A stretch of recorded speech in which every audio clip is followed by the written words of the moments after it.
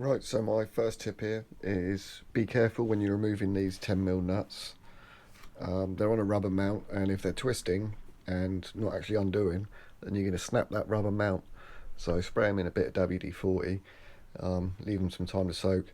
With my top ones, they were stuck, but the bottom ones, they came off straight away, nice and easy. There is also another nut underneath, on the underside of the rubber mount, another 10mm.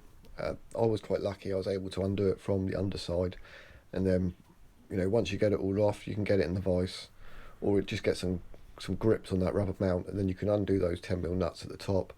And then before you replace it, put it all back in, bit of copper slip on all those bolts, just to stop that from seizing in the future. So the next thing is to get all the pipe work off, and then get the intercooler out of the way, and that will give us access to the EGR valve. Nice and easy. But EGR valve, that is what we are doing today. Yes, we are going to be blanking off the EGR valve. It's a really easy job. I mean, you can buy the kits on eBay. I've seen them for maybe a tenner or so.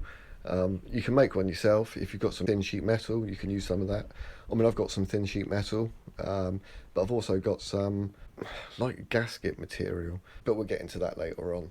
So yeah, that's what we're doing today, and this is on my T4, my 2.5 TDI. And I'd like to just thank all you new subscribers. I see the channel slowly growing. Yeah, so all you new subscribers, thank you and welcome. And all you OGs, yeah, I haven't forgotten any of you, thank you. Yeah, good times. I'm chuffed, thank you. And if you're watching this and you haven't subscribed, subscribe. Smash that notification button so you get notified every time I upload. That's the whole unit. You don't have to take this unit out. You can just do it in there. But I wanted to take it all out, give everything a good clean.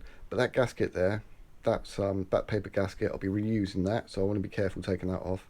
That sort of like diamond shape, oval shape gasket, that smaller one, that's the one that we're going to be blanking off. Right, so moving on. Where everything's so dirty anyway, I'm just going to give everything a good clean before I put anything back together. So we're going to strip it all down, clean it all up. I'll clean all the pipe work out as well. Right, so I've cleaned all of this. What you want to do is, another tip here, this pipe plastic, like, I don't know what it is. Yeah, that like protection that goes around the cables there. Just make sure that the slit's at the bottom, so any water that gets in there, it can run out. My slit was along the top originally. It's not, while you've got everything off, it makes sense to split that. Anyway, this is the gasket material that I'll be using. We used to use this for the ships down the dry dock on the pipework when I done my apprenticeship down there, but that's another story. So yeah, so now I've got this blank made of. Fits, everything's nice and clean. I'm just going to use some Loctite to put all those bolts back in, just to make sure it's all solid. Obviously the rubber nuts on the top, we're going to use some copper slip on that for the intercooler. But right, yeah, it's all clean. Anyway, fitting it is basically the reversal of taking it out. It is literally a 5-minute job, so easy. And now I've moving on, just going to tell you now, I've removed the battery, all that area is nice and clean, and I'm now at the moment in the middle of doing all the bonnet. So I've taken all the bonnet insulation off and the bonnet plastics, and I will be fitting a new bonnet release cable, so that will be for next time. Yeah, so thanks for watching.